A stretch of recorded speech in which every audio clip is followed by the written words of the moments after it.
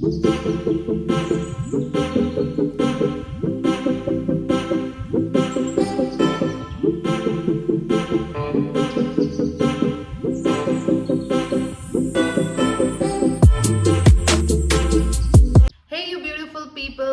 Back to my channel. आज के video में हम बात करने वाले हैं about my second trimester symptom. But video start करने से पहले मैं आपका बहुत बहुत बहुत थैंक यू करना चाहती हूँ, क्योंकि आपने मेरे फर्स्ट ट्राइमेस्टर की वीडियो को बहुत ज़्यादा प्यार दिया एंड काफ़ी ज़्यादा लाइक किया एंड आप लोगों ने रिलेट किया उस वीडियो से काफ़ी ज़्यादा। So thank you so much guys. इसलिए मैं आपके लिए लेके आई हूँ मेरे सेकेंड ट्राइमेस्टर के सिम्टम की वीडियो। मेरा अभी सेकेंड ट्राइमेस्टर ख़त्म हो चुका है, अभी मेरा चल रहा है 28 वीक। मैंने सोचा आपके साथ मेरा सेकेंड ट्राइमेस्टर के सिम्टम शेयर करूं कि मैंने क्या क्या एक्सपीरियंस किया मेरे सेकेंड ट्राइमेस्टर में। Let's begin the video. आज हम जो सिम्टम स्टार्ट करने वाले हैं वो हम थोड़े पॉजिटिव सिम्टम से स्टार्ट करेंगे, फिर जाके थोड़ा थोड़ा नेगेटिव साइड पे जाएंगे। नेगेटिव नहीं बोल सकते उसे, बट मतलब थोड़ी जो भी प्रॉब्लम्स होती हैं, जो भी हम फेस करते हैं सेकेंड ट्राइमेस्टर में, वो कह सकते हैं। इट्स नॉट नेगेटिव और पॉजिटिव, बट शुरुआत हम करते हैं कुछ अच्छे सिम्टम्स से जो हम फील करते हैं सेकेंड ट्राइमेस्टर में, जो मैंने फील किया सेकेंड ट्राइमेस्टर में। तो आप लोग भी अगर रिलेट करें उस चीज़ से तो ज़रूर कमेंट करिएगा। तो जो फर्स्ट सिम्टम मैंने एक्सपीरियंस किया वो था माई गुड स्किन। अब I don't know it's because of a girl of a boy, क्योंकि कहते हैं कि गर्ल होती है या बॉय होता है तो स्किन अच्छी होती है। मुझे नहीं पता किसके कौन से जेंडर होने से स्किन ग्लो करती है, बट मेरे साथ मेरी स्किन बहुत ज़्यादा ग्लो करी है सेकेंड ट्राइमेस्टर आते आते। आई मीन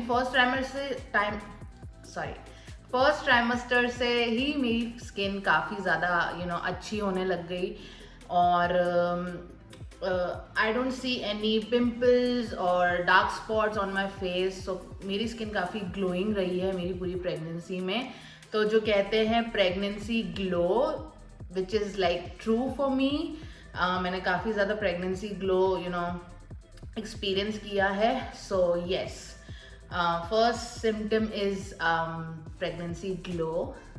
सेकेंड सिम्टम है my beautiful hair growth and nail growth. Oh my god, literally I see drastic change on my hair.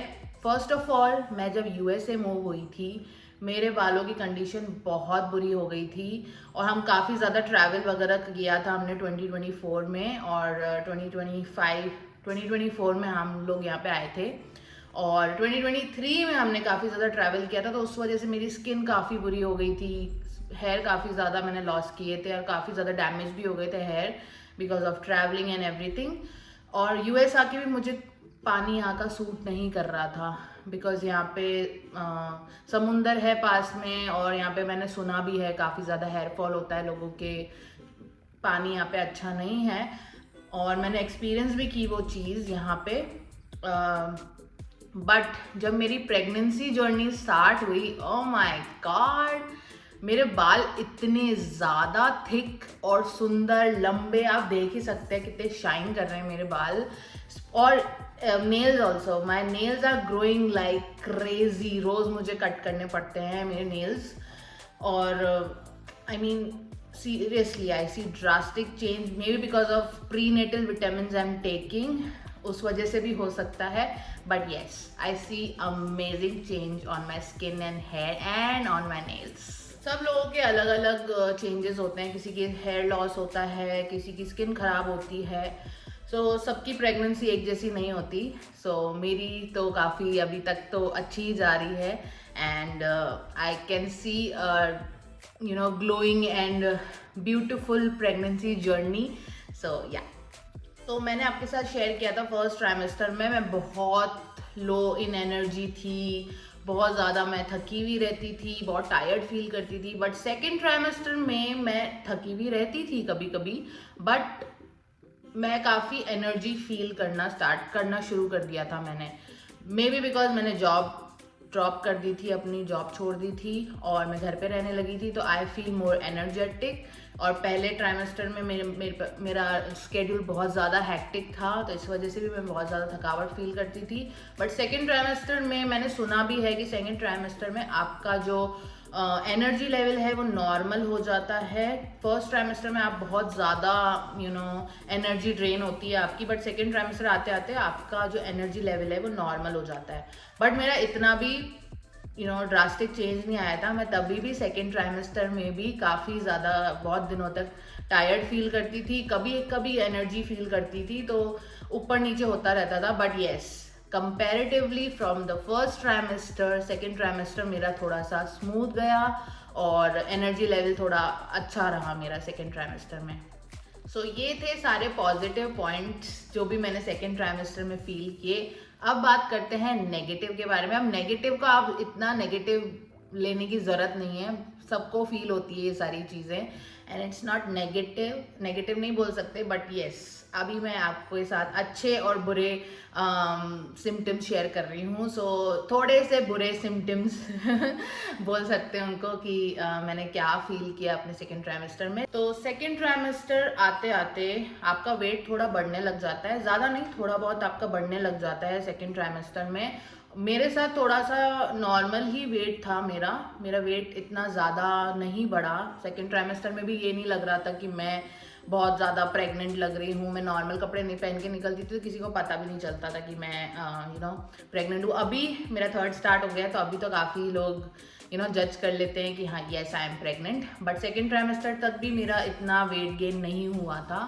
So weight gain के साथ आपका बैक पेन भी स्टार्ट होने लगता है, तो थोड़ा बहुत मेरा बैक पेन स्टार्ट होने लगा था सेकेंड ट्राइमेस्टर में आते आते। So the first symptom is back pain. और बैक पेन मैंने आपको बताया, आपका थोड़ा वेट गेन होने लगता है पेट के आसपास, तो आपका बैक में थोड़ा सा प्रेशर पड़ता है, उस वजह से आपको दर्द होता है। तो यहाँ तो डॉक्टर्स प्रोवाइड करते हैं pregnancy belt. So they provided me pregnancy belt which help me to with for a good posture and everything. So मैं प्रेगनेंसी बेल्ट यूज़ कर रही हूँ आजकल, और अभी थर्ड ट्राइमेस्टर में भी मैं कंटिन्यू से यूज़ करूँगी अभी। और मेरा बैक पेन बढ़ रहा है धीरे धीरे। बट सेकेंड ट्राइमेस्टर में yes, it was a starting of your back pain. तो सेकेंड ट्राइमेस्टर में आप बैक पेन की समस्या से जूझ सकते हैं। सो या इट्स नॉर्मल। सो मेरा फर्स्ट नेगेटिव सिम्टम है बैक पेन। नेक्स्ट जो सिम्टम है मुझे काफ़ी ज़्यादा वियर्ड लगा, वो था गम ब्लीडिंग। मतलब मैं रोज़ ब्रश करती थी, रोज़ मेरे दांतों में से खून आता था, एंड मैं काफ़ी ज़्यादा डर गई थी। ये मैंने डिस्कस किया अपने डॉक्टर के साथ। So they were like it's normal, pregnancy में आपके जो गम्स है वो काफ़ी ज़्यादा कमज़ोर हो जाते हैं, तो गम ब्लीडिंग होना काफ़ी ज़्यादा नॉर्मल है। But still I was like not prepare for that mentally, और जब भी खून आता था मैं डर जाती थी। पेन नहीं था उसमें कुछ, बट हाँ खून आता था जब भी ब्रश करती थी। सो या आई फेस गम ब्लीडिंग। आपने भी अगर फेस किया है अपनी प्रेगनेंसी जर्नी में गम ब्लीडिंग तो कमेंट में ज़रूर बताइएगा। Third symptom is leg cramp. Oh my God, मतलब मैं सोती थी, मैं अंगड़ाई लेती थी और एकदम से मेरे पैरों में क्रैम्प आता था, इतना बुरा।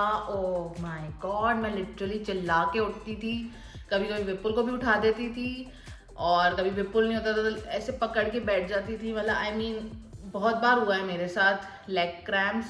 और क्रैम्प आना तो ऑफकोर्स सबको ही पता है, नॉर्मली भी कभी भी आ जाता है किसी को भी, तो काफ़ी ज़्यादा दर्द होता है।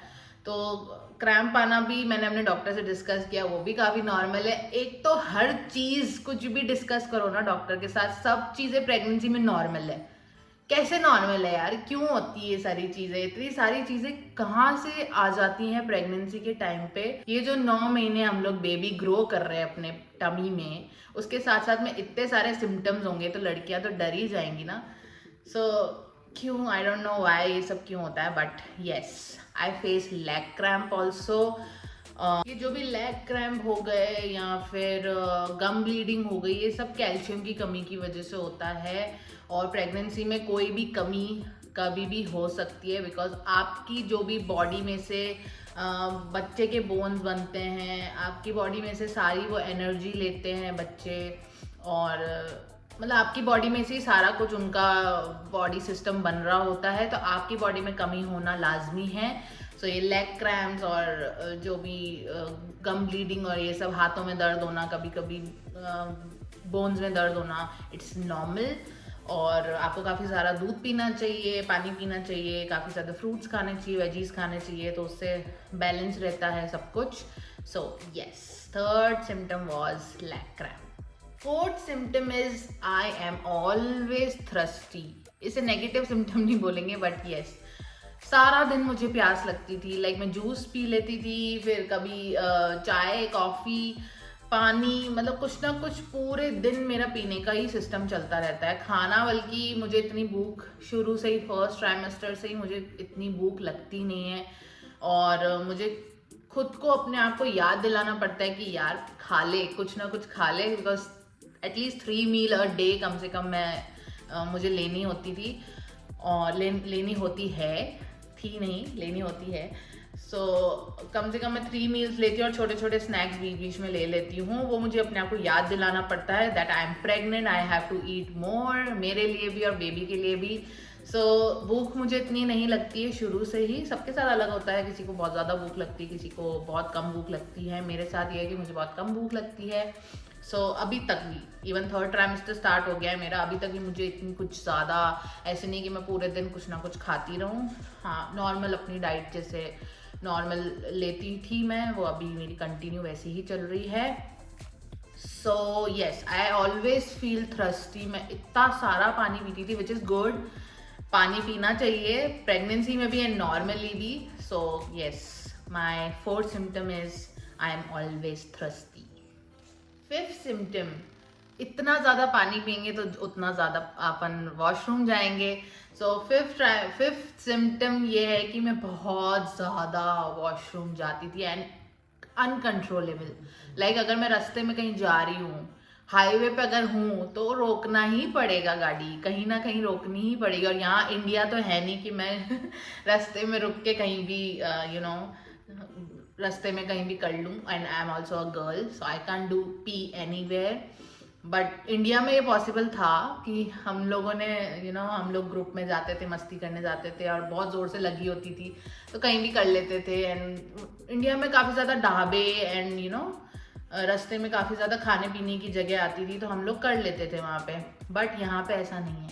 यहाँ पे हाईवे पे इतनी इजीली और इतनी जल्दी सारी चीज़ें नहीं आती। बीच बीच में अगर गैस स्टेशन आ गए या कुछ भी, कोई स्टोर आ गया, वहीं पे आप जा सकते हैं एंड रेस्ट रूम यूज़ कर सकते हैं।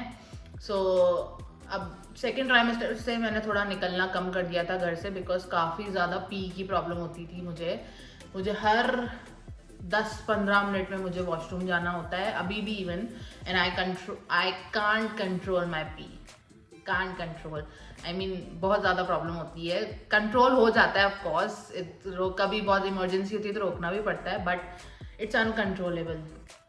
क्योंकि आपका वेट बढ़ रहा होता है, आपके वजाइना में इतना ज़्यादा वेट होता है कि आपको बार बार में वॉशरूम जाना पड़ता है। नेक्स्ट सिम्टम जो है वो भी काफ़ी ज़्यादा वियर्ड है, और मुझे नहीं पता था ये मेरे साथ होने वाला है। Literally my body started getting darker, I mean private part specially, like my nipples and my vagina and my under arms में तो इतना मुझे फ़र्क नहीं पड़ा, but yes, breast, nipples, they started getting darker in color. I don't know why. I hated, literally I hated. ये भी मैंने गूगल पे सर्च किया, डॉक्टर से नहीं पूछा मैंने, क्योंकि डॉक्टर से पूछो तो बोलते हैं वो कि हर चीज़ नॉर्मल है। So I googled it and it was like, it's normal. Google is also saying it's normal and I don't like this normal. I hate it. And मुझे नहीं पता था ये मेरे साथ होने वाला है। And I feel so bad, I feel so, I don't know, I don't like it. So my nipples are getting darker and now it's getting more darker in third trimester. I don't know why and it's bad, I don't like it. अगर my underarms eyes, now I can see that it's getting little bit darker and tummy पे एक line भी आ जाती है, वो तो आपको पता ही होगा। सो वो काफ़ी ज़्यादा नॉर्मल है। बट स्किन डार्कनिंग का मुझे नहीं पता था ये भी होता है, बट सेकेंड ट्राइमेस्टर में ये भी मुझे सिम्टम देखने को मिला एंड आई हेट इट। सबसे ज़्यादा जो सिम्टम मैं अपना हेट कर रही हूँ वो यही है, क्योंकि मुझे नहीं पसंद कि लाइक आई अंडरस्टैंड कि लड़कियों की बॉडी में काफ़ी ज़्यादा चेंजेस आते हैं, उनकी बॉडी की पॉस्चर में काफ़ी ज़्यादा चेंज आता है, वो कहीं ना कहीं से मोटी हो जाती है, उनके हाथ मोटे हो जाते हैं, किसी का ब्रेस्ट बहुत ज़्यादा हैवी हो जाता है, किसी का टमी निकल जाता है, आई अंडरस्टैंड। या फिर किसी के स्ट्रेच मार्क्स हो जाते हैं, I understand, but darkening of the skin, I don't understand that and it's like so bad. Y?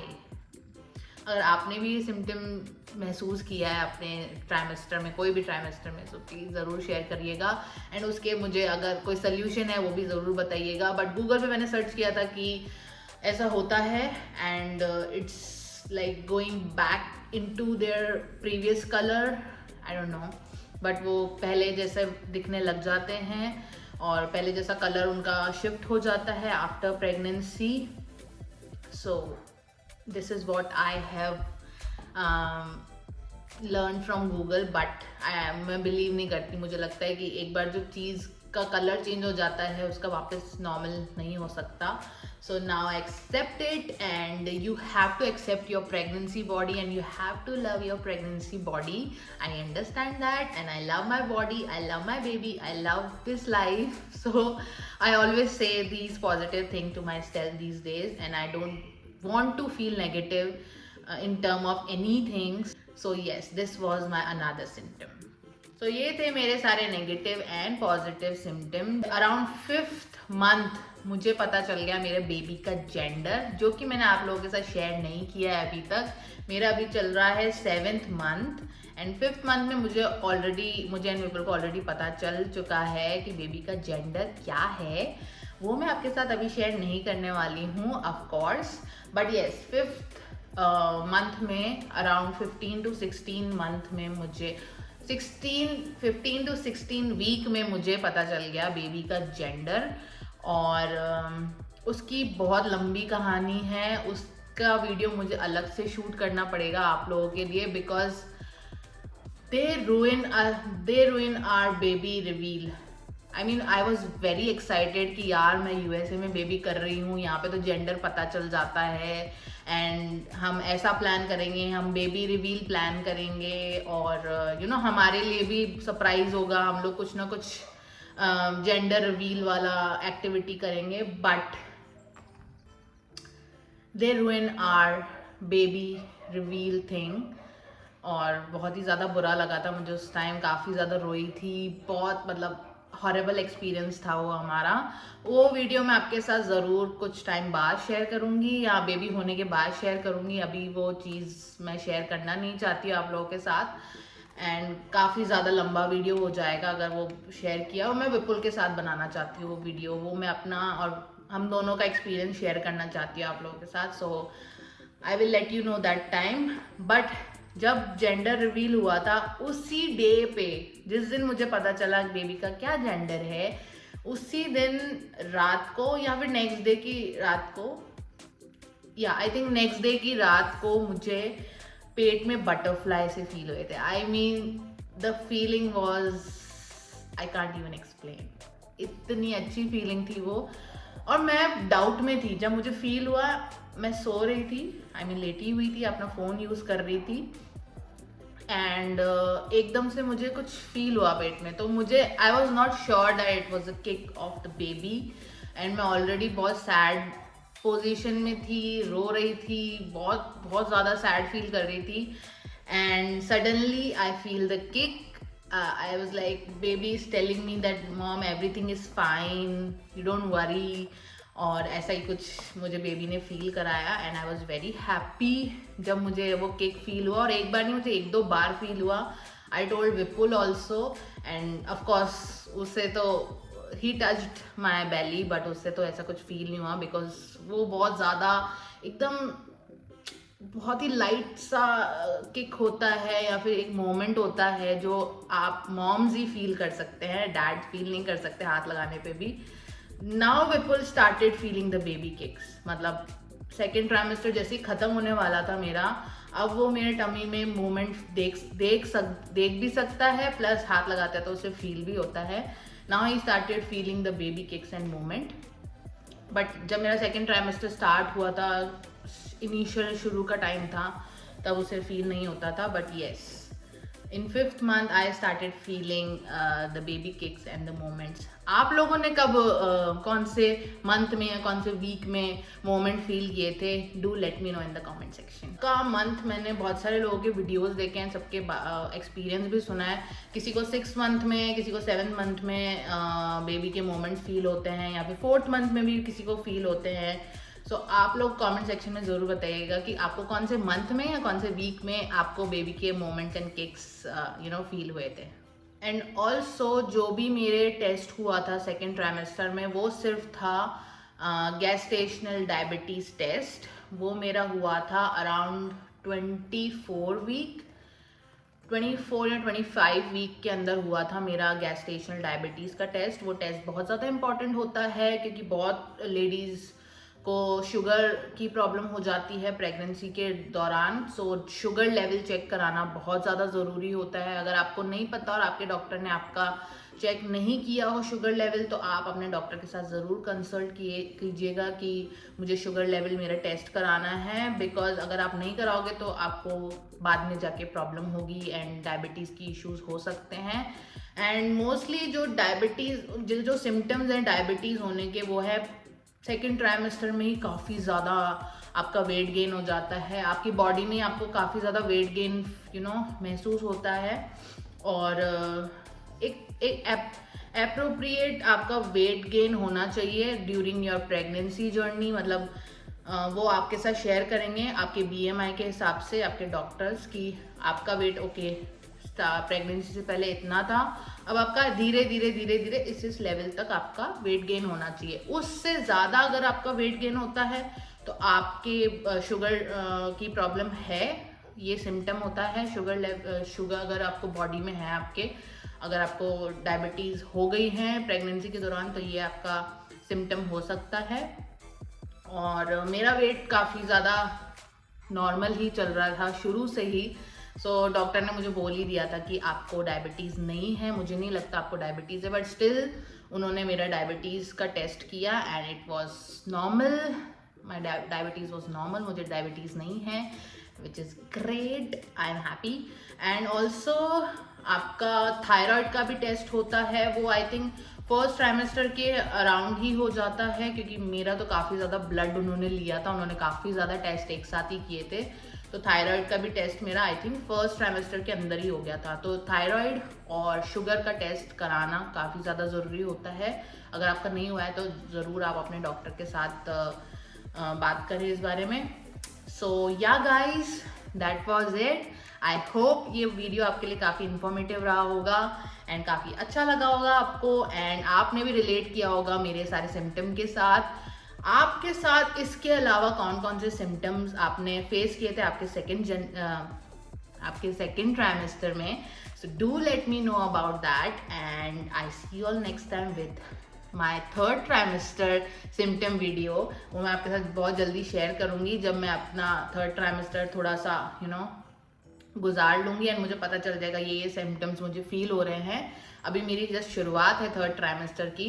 सो अभी मैं इतना ज़्यादा जज नहीं कर सकती अपने थर्ड ट्राइमेस्टर को, ना आपको बता सकती हूँ कि मैं क्या फील कर रही हूँ. बट थर्ड ट्राइमेस्टर सिम्टम आपको जानने हैं तो उसके लिए मेरे चैनल को सब्सक्राइब कर लीजिए, इस वीडियो को लाइक कर लीजिए, शेयर कर दीजिए अपने प्रेग्नेंट फ्रेंड्स के साथ एंड या जो भी मॉम टू भी बनने वाली है उनके साथ. एंड आपने अगर फर्स्ट ट्राइमेस्टर का वीडियो नहीं देखा है तो ज़रूर जाके देखिए, लिंक मैं डिस्क्रिप्शन में प्रोवाइड कर दूंगी आप लोगों को. And thank you so much guys. I love you all. See you next time. Bye.